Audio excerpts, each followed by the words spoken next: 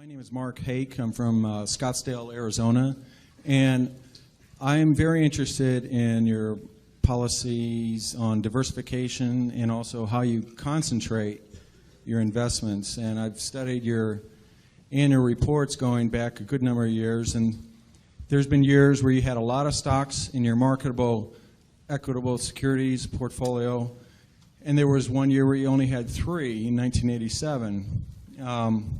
So I have 2 questions. Given the number of stocks that you have in the portfolio now, what does that imply about your view of the market in terms of, is it fairly valued, that kind of idea? And second of all, it seems that whenever you take a new investment, you never take less than about 5% and never more than about 10% of the total portfolio with that new position.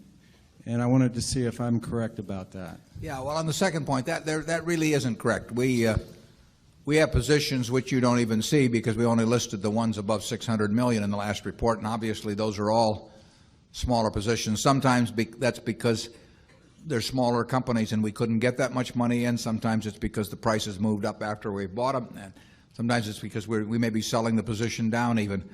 But so there's nothing magic. We like to put a lot of money in things that we feel strongly about, and that gets back to the diversification question. We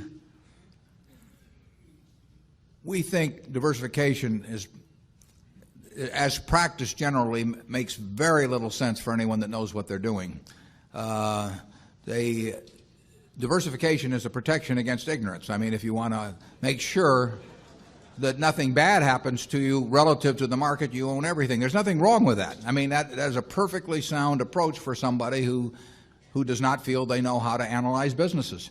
If you know how to analyze businesses and value businesses, it's crazy to own 50 stocks or 40 stocks or 30 stocks probably, because there aren't that many wonderful businesses that are understandable to a single human being in all likelihood.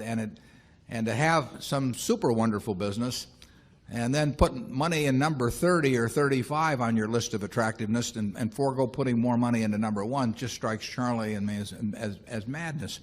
And it's conventional practice, and it may, if all you have to achieve is average, it may preserve your job, but it's a confession in our view that you don't really understand the businesses that you own. On a personal portfolio basis, I own 1 stock, but it's a business I know, and it leaves me very comfortable. So, do I need to own 28 stocks in order to, have proper diversification? It'd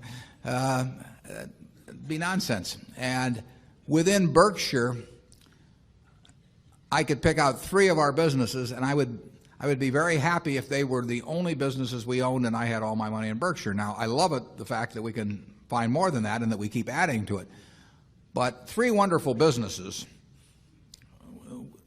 is more than you need in this life to do very well. And the average person isn't going to run into that. I mean, if you look at how the fortunes were built in this country, they weren't built out of a portfolio of 50 companies. They were built by someone who identified with a wonderful business. Coca-Cola is a great example. A lot of fortunes have been built on that. And there aren't 50 Coca-Colas. There aren't 20. If there were, it'd be fine. We could all go out and diversify like crazy among that group and get results that would be equal to owning the really wonderful one. But you're not going to find it. And the truth is you don't need it. I mean, if you have a really wonderful business is very well protected against the vicissitudes of the economy over time and the competition. I mean, we're talking about businesses that are resistant to effective competition. And 3 of those will be better than 100 average businesses.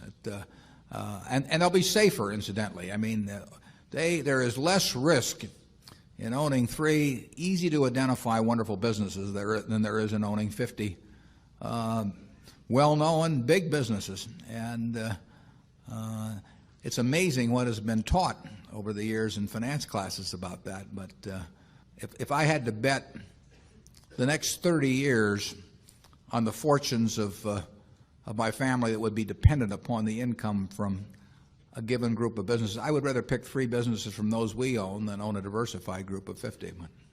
Charlie? Yeah, what he's saying is that much of what is taught in modern corporate finance courses is twaddle.